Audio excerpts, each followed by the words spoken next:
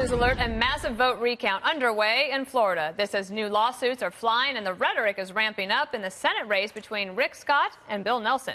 Scott's election night lead now narrowing to just under 13,000 as he accuses incumbent Nelson and Democrats of trying to steal the election.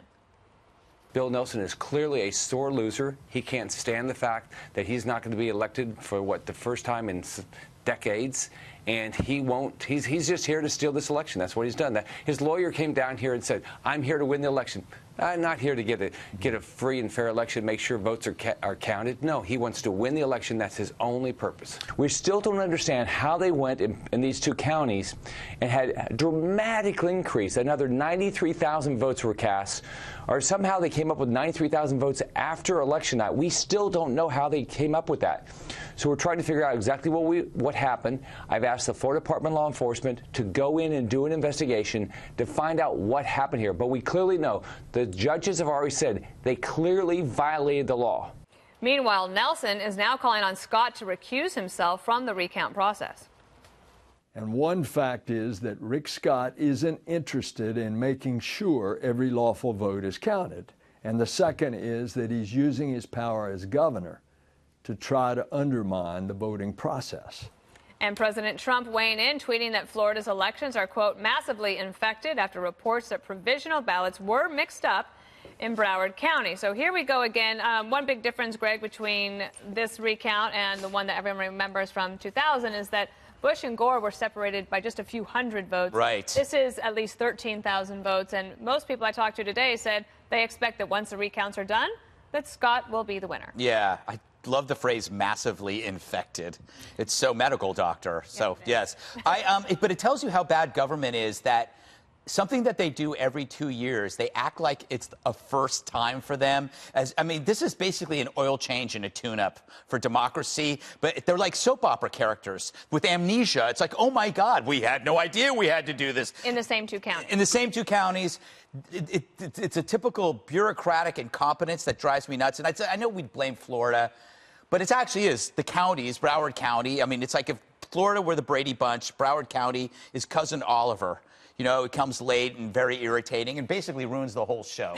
And also, I'm really, really annoyed by people who said, like, if you dare to question the voting system, that's an attack on democracy. Same people who said that if you doubted that Russia affected 2016, it's borderline treason. Well, so there's a lot of hypocrisy. The other thing, Lawrence, is they're not even sure they can finish the recount in time, but then the judge says you have to do it, so it's now mixed up in the courts as well. Yeah, and they didn't meet the deadline, which was Saturday. Look, I think a lot of people have been debating the reasoning, and I think that's irrelevant because when you look at Broward County, there's a lot of shady business happening there. Destroying of ballots. The court ruled in 26 and reprimanded the county for that.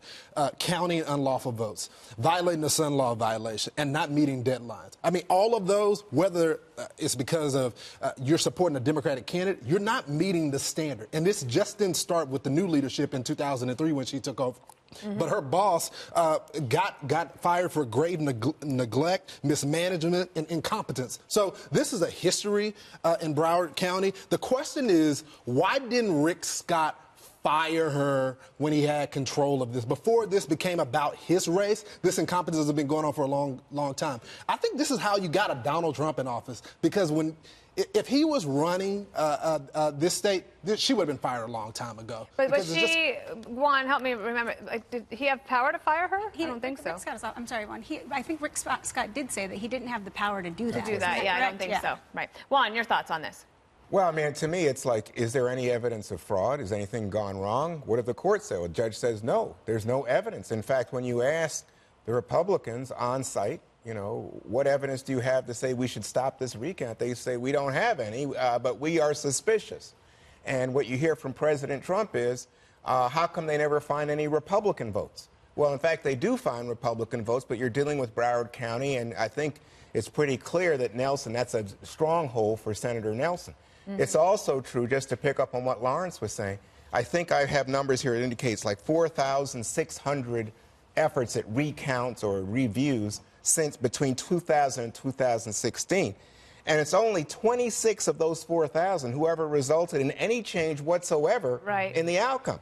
So when you have President Trump and the Republicans saying, stop it, boy, does that look political. And does it? And you know who, by the way, who they're stopping on this? You know, as we celebrate Veterans Day, overwhelmingly the mail-ins come from the military. Well, there was the question, though, of the ballots that didn't get counted correctly, Lost. and the different ones. This is not hanging chads, Dr. Sapphire, but it is of concern. The integrity of the election is in question. So at this point, it seems like no matter how it turns out, half of the people are going to think that it was rigged against them. Well, look, recounts don't change when you have a 5-digit lead. We know that. And so I take Juan's pragmatic approach here. As soon as these recounts are done, the Republicans are still going to win in these seats. And, you know, the thing that bothers me is this has become a little bit more political than it needed to. Legally, it was a very narrow margin. They needed to do the recount. That is following the rule of law. We're doing the recount, and now it's just getting politicized. You're having tweets being sent. You're having people on both sides kind of yelling at each other. And it really does cause great consternation for the American people. And really, following rule of law, I don't really like seeing counting ballots past deadline, having them say invalidated ballots are now going to become validated. That's when things get really muddy. Take the votes that were there on election night, take those that are valid, count those. At the end of the day, the Republicans are still going to take it, and let's move on. You know what I have trouble with is the idea that in Georgia you have Brian Kemp, who was running for governor, but also the attorney general in charge of the election. Secretary of State. And then in Florida, here you have the governor, Rick Scott, now trying to interfere with the system. And what you hear from... How's he interfering? But he's not. But because he is saying he wants it done this way and he wants it stopped. He's saying and the I legal think way, Juan. That's not illegal. It's in legal. 2016, the judge found out that there was impropriety. This is propriety 2018. there. This is But 2018. There's nothing. The judge has said Look, zero. Juan, the bottom line is that there is a pattern of behavior in that office. Here's They've been the reprimanded pattern. by a judge. She shouldn't be there. Here's the pattern that I see, Lawrence. That you have Republican office holders who decide they can interfere in an election when they don't like something that they see going on. Sounds familiar. So you think it's corruption. Juan, That's what why you're you have them is saying it's these okay guys to look destroy like the ballots. Venezuelan It's dictators. okay not to meet the deadlines. It's What are you okay to talking about? violate the sunshine law. Lawrence, if the judge That's what saw they're doing. any of that, if Illegal the judges immigrant saw votes. any of that, they would say that there's something They illegal. did. They have not They said any did. such thing. I don't know. If I were to had to pick who to trust in a fight over ballots, it would be the party that's for voter ID, not the party that's against it. That's one way to look at it. It's like there's one that's always for a process that's more reliable. But even if you have voter ID, you still have this problem of this antiquated system with this paper. Yeah. And I know that there are concerns about hacking if you do something electronically, but it seems to me that is. If we could trust our financial, I mean, look. I know, everything you do on here. You could probably You do trust You an know who I would election. trust? I wouldn't trust the party that's for voter suppression. I'll tell you that. I wouldn't do that. And that's the. I'm against voter suppression. Oh, good. Me too. Me too. So, unless it's Juan. I want to suppress Juan's vote. Okay, well, we'll have that out in the commercial break.